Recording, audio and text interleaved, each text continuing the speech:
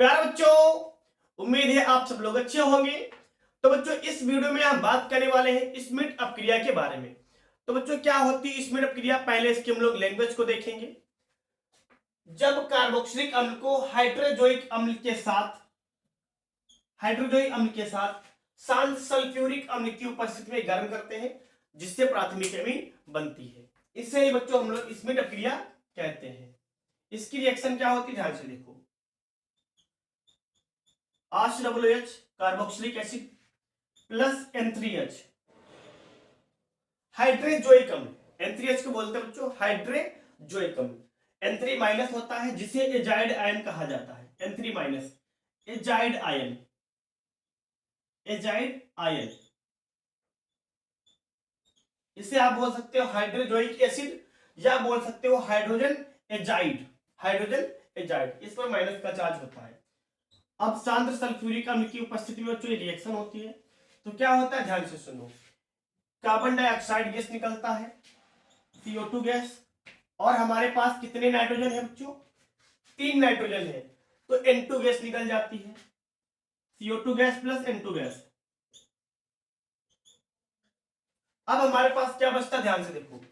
ये एक एल्किल बचा हुआ है, और यहां से एक नाइट्रोजन, और दो हमारे पास क्या बचे हैं, एक ये वाला हाइड्रोजन और एक ये वाला हाइड्रोजन। बन जाता है हमारे पास RNH2, यानी कि बच्चों प्राथमिक अमीन बनती है।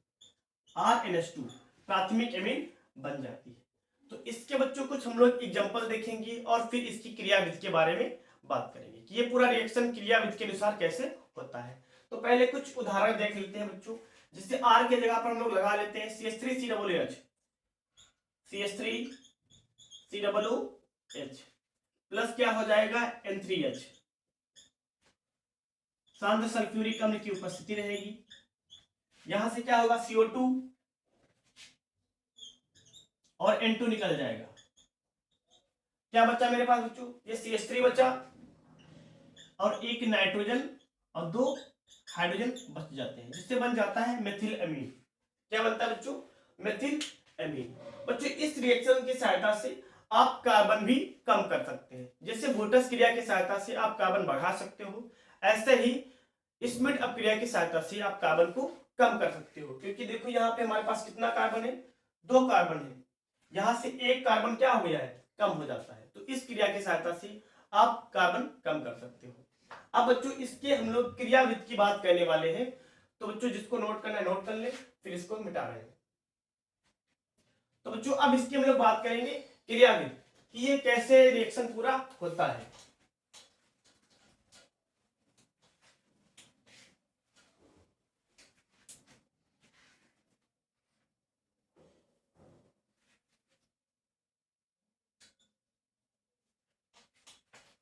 पहला स्टेप बच्चों, स्टेप फर्स्ट में क्या होता है, ध्यान से देखो।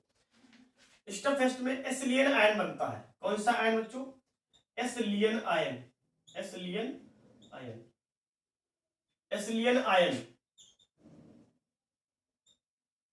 या बोल सकते इससे इसका इससे दर्शाते हैं RCO प्लस से। एसिलियन आयन का बनना।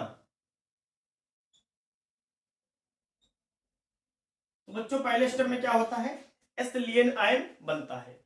जो हमारे पास कार्बोक्सिलिक अम्ल होता है RCOOH, जो कार्बोक्सिलिक अम्ल होता है, ये सल्फ्यूरिक अम्ल से एक हाइड्रोजन H प्लस, यानी कि प्रोटॉन बोल सकते हो, सल्फ्यूरिक अम्ल से H2SO4 से एक H प्लस ग्रहण कर लेता है, जिससे बना लेता है हमारे पास ये RCOOH2 प्लस। ध्यान से देखो बच्चों, हमारे पास जो हमारे पास कार्बोक्सिलिक अम्ल होता है, ये सल्फ्यूरिक अम्ल से एक प्रोटॉन यानी कि H प्लस ग्रहण करता है, जिससे बन जाता है RCOOH2 प्लस। जैसे इसको प्लस यानी कि जिससे जैसे इसको प्रोटॉन मिलता है, हमारे पास ये इससे जल अलग हो जाता है, इससे बच्चों जल अलग हो जाता है, H2O अलग हो जाता है, बचता है RCO प्लस, RCO प्लस। इससे हम लोग बोलते हैं बच्चों एसिलियन आयन, एसिलियन आयन,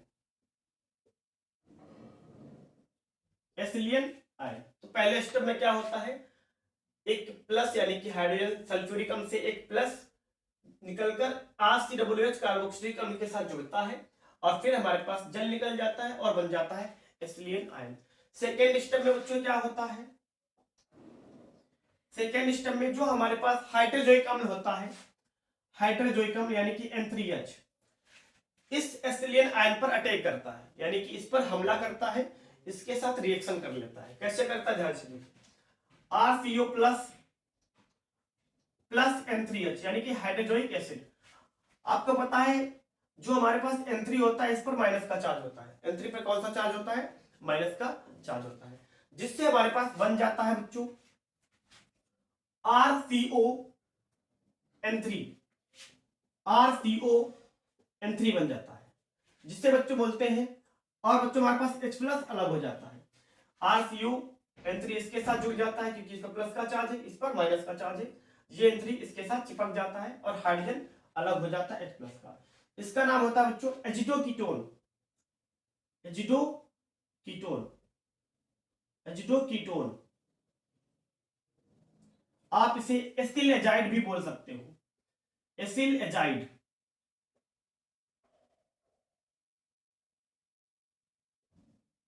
अब क्या होता है बच्चों ध्यान से देखो, जो हमारे पास एसिल एजाइड होता है इसकी पुनर्व्यवस्था होती है और नाइट्रोजन गैस निकल जाती है। क्या होता है ध्यान से सुनो, जो एसिल एजाइड या एजिडोकीटोन होता है इसकी पुनर्व्यवस्था होती है और नाइट्रोजन गैस निकल जाती है। तो यहां से क्या होगा ध्यान से देखो, नाइट्रोजन गैस निकल जाएगा और ये टूट जाएगा एल्किल आइसोसाइनेट में। किसमें टूटेगा बच्चों, एल्किल आइसोसाइनेट में, RNCO में। फिर से सुनो, जो हमारे पास एजिडोकीटोन है इसकी पुनर्व्यवस्था होगी, एक नाइट्रोजन गैस अलग हो जाएगी और क्या बनेगा हमारे पास, एल्किल आइसोसाइनेट, यानी कि नाइट्रोजन अलग हो जाएगा, एक क्या बचा हमारे पास R और एक नाइट्रोजन N और ये वाला CO, बन जाता है आइसोसाइनेट, आइसोसाइनेट।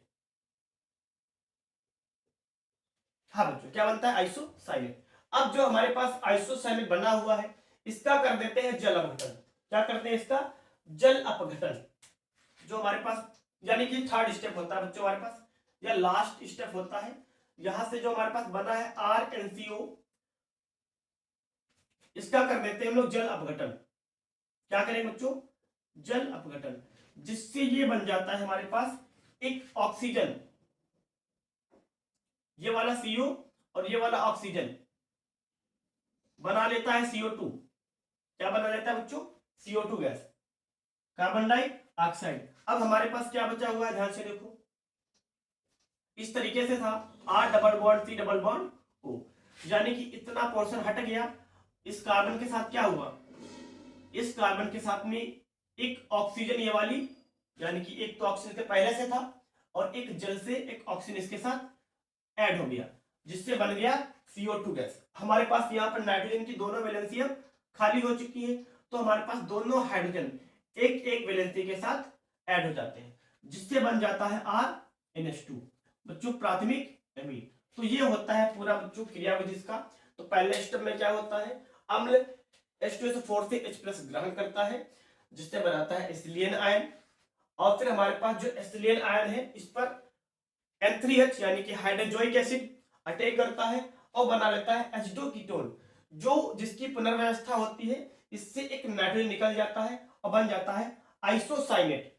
फिर लास्ट स्टेप में बच्चों जो हमारे पास आइसोसाइनेट है इसका जल अपघटन करते हैं, जिससे ये टूट जाती है प्राथमिक एमीन में। तो बच्चों इस तरीके से पूरा रिएक्शन होता है। उम्मीद है बच्चों आपको रिएक्शन समझ में आया होगा, वीडियो अच्छा लगा होगा, और यदि बच्चों वीडियो अच्छा लगा हो तो लाइक कर दो और चैनल को सब्सक्राइब कर दो।